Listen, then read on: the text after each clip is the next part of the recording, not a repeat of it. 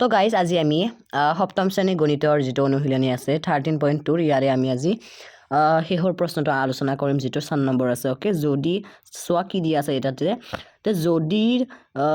3 to the power m equal to 81 হয় তেন্তে m ৰ মান নিৰ্ণয় কৰা ইয়াতে মাত্ৰ ইয়াতে কৈছে যে যদি 3 to the power মানে a টোৰ মান যদি a মান হয় তেটো আমাক প্ৰমাণ কৰিব দিছে অৰ্থাৎ উলিয়াব দিছে আৰু m ৰ মানটো আমাক নিৰ্ণয় কৰিব দিছে ঠিক আছে তো আমি ইয়াৰে মানটো এনেকৈ নিৰ্ণয় কৰিম সোৱা আমি আগে ইয়াৰে যেটো 81 আছে ইয়াৰে আমি কি উলিয়াই লবা লাগিব আগে ইয়াৰে আমি এলসিএম উলিয়াই লবা লাগিব অৰ্থাৎ ইয়াতো আমি ছুটি হৰণ কৰিব লাগিব ঠিক আছে ইয়াৰ মানটো উলিয়াই লৈ যে 80 যাম কি এদি যায় 3 দি যাব যে গ্ৰেট 3 2 গুণ 6 2 দলে 21 হল 3 7 গুণ 21 ওকে তো আসলে আকৌ 3 যাব 3 9 গুণ 27 আকৌ যাব যে 3 3 গুণ 9 আকৌ যাব যে 3 1 গুণ 3 ওকে ইয়াৰে মানটো আমি এনপাৰ এটাকে আমি লিখিম যে এটাকে যে 3 to the power m equal to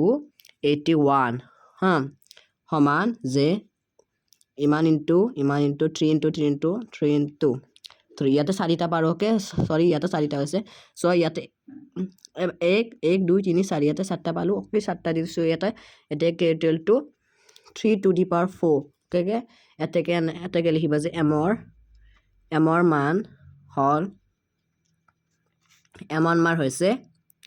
4 okay ইয়াতে লিখিবা আশা কৰিছো তোমালোকে বুজি পাইছা ইয়াৰ আনসাৰটো এনেদৰে লিখিবা